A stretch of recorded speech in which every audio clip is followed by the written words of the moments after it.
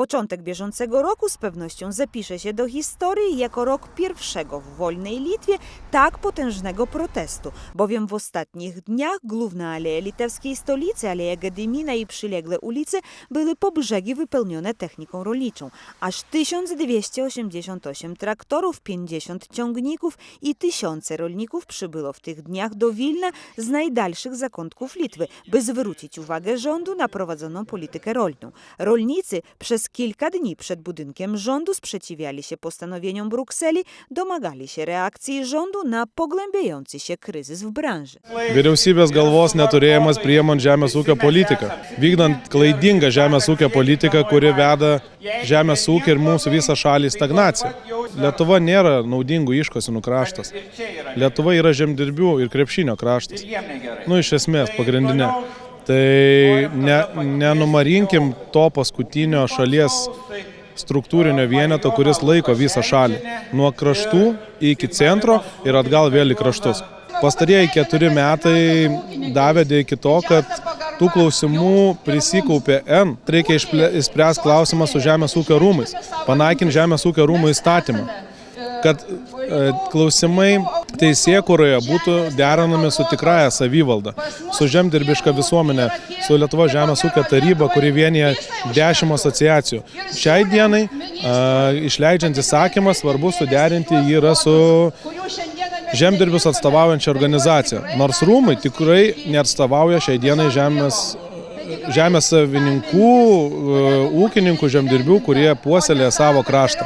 Totalus nesišnekėjimas, totalus nesupratimas, totalus nežmoniškas atsilikimas nuo valdžios priimtų sprendimų ir gyvenimo realybės. Niekas negali pasakyti geriau, kaip pats kaimo žmogus. Politikai mus girdi tik iki tol, kol gauna mandatą po išrinkimų. Ir viskas. Jūs pasižiūrėkite, Seime, į Europos parlamentą dirba žmonės tie patys po 30 mečius. Niekas nesikeičia. Aš manau, kad ir ūkininkai patys yra dėl to kalti, kad buvo iki šiol abejingi ir žiūrėjo į daug ką. Kad tai manęs nepalies, kad tai kiti krygų padaro. Rolniki oczekują, żeby była zwrócona uwaga i w ich stronę.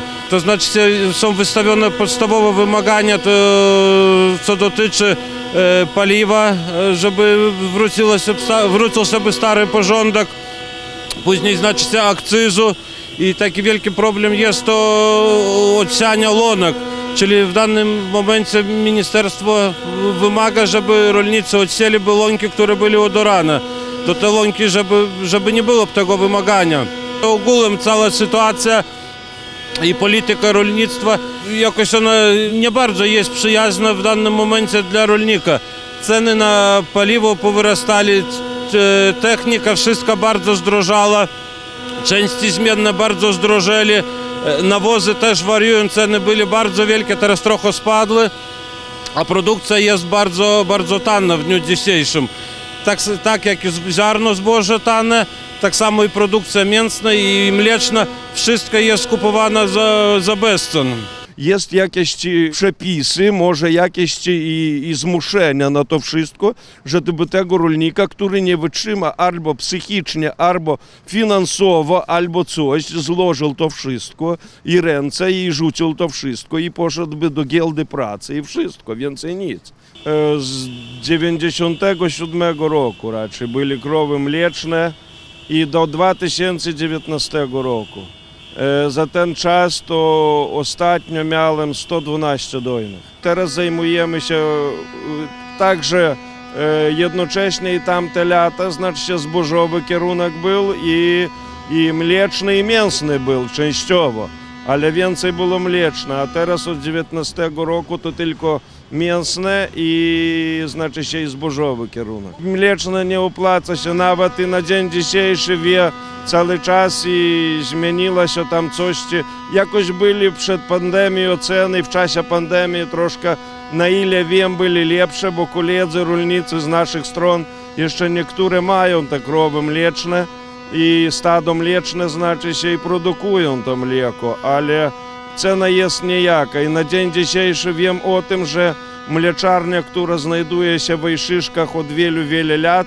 Taki lietuviškas pienelis to już od 1 marca jakoby będzie zamknięta w ogóle. To teraz rolnicy, którzy sprzedawali mleko do tej mleczarni, nie wiem, co ich czeka na dzień dzisiejszy nawet. Aš norėjau pasakyti, kad aš esu ne tik ūkininkė, aš esu agronomė. Ir tuo ministerijoje niekas nesupranta apie tą žemės ūkį. Jak my w 19 roku sprzedawali te krowy, to żona nie wyszła z fermy. Ona dotychczas nie chce tam zajść, rozumiecie czy nie? Na tyle było szkoda tej żywioły. W czym sprawa. Ale też nie rozumiem tego, nie rozumiem. Po co finansować, dawać rolnikowi finansowania na nabycie sprzętu, który jest potrzebny dla hodowli żywioły? No po co? No, dawaj pieniądze, lodówki kupuj, sprzęt do dojenia kupuj, sprzęt do szykowania karmów kupuj, różne te karmniki, wszystko kupuj, wszystko było finansowane, wszystko dane. W jeden dzień, ja mówię, no doszło, po 12 centy było litr mleka, no słuchajcie. Czy rząd w ogóle słyszy ujęte w postulatach żądania rolników? Aš dabar tik buvau susitikime su premjere, susitikime su Šimonyte ir galiu jums pasakyti, kad girdi. Girdi, jie susirūpinę ir jie ieško sprendimų. Aišku, tam reikia laiko, bet niekas jiems netrukdė tai daryti ištisus dešimtmečius. O šitiem, kurie šiandien yra valdžioje, ištisus 3 metus. Ir man aišku šiek tiek labai keista, kad žemės ūkio ministrą mūsų ūkininkai pažįsta, žino ir, kaip aš sakau, su lietlempė svilina jam padus. Taip jis kaltas, taip jis nemoka bendrauti, taip jis prastai dirba, bet ne ką kaltesnis yra ir aplinkosaugos ministras Simonas Gentvilas. Jis neturi žmonių, neturi supratimo, kurie tiesiog gyvena atskirą gyvenimą ir nesupranta mūsų kaimo žmonių. Mes sutinkom su viskuo, kad ir oro reikia saugoti, ir vandenį saugoti, ir žemę saugoti. Pirmiausia, tai mes ten gyvenam. Mes, ne jie. Aš nedrįstu mokinti, diriguoti simfoniniam orkestrui arba vadovauti futbolo klubui, bet manęs jie privalo paklausti, kaip geriau šitas problemas įspręsti. Ir dar man pasakykit, argi kaimo žmogus gamina trąšas, argi jis gamina chemiją, argi jis gamina tos traktorius, kuriam reikia dizelio. Tikrai ne. Ir aš tikrai noriu pasakyti miesto žmonėm, kurie galbūt kai kurie yra pikti, kad ūkininkai atvažiavo su tais traktoriais, kokie jie gražus, kokie jie žali. Tai aš tam žmogui norėčiau pasakyti, ar jūs važinėjat su Moskvičium, ar jūs važinėjat su Zaporožiečium, laikas pasikeitė. Ir problema yra tame, kad dabartinė technologija reikalauja šitų traktorių, su arkliu to nepadarysi. Reikia 300 arklių jėgų, 400 arklių jėgų ir taip toliau. Ūkininkai sutinka su viskuo. Mes labai norim gyventi švarioj, gražioje aplinkoje, norim vaikam palikti šitą visą. Bet už tai reikia tiem ūkininkam kompensuoti. Todėl, kad jis negali įsigyti to traktorius, jis negali savo vaikų išmokinti, jeigu viską mes pavirsim pievom, jeigu paversim viską ten šlapinėm ir taip toliau. Na ir dar noriu pasakyti jums, kad tikrai bereikalo visiškai mus kaltina, kad labai sumažėjo paukščių, gyvulių ir taip toliau. Aš jau esu gan solidaus amžiaus, medžiotojas esu, gyvenime tiek nesu matęs, kiek dabar yra elnių, stirnų, gervių.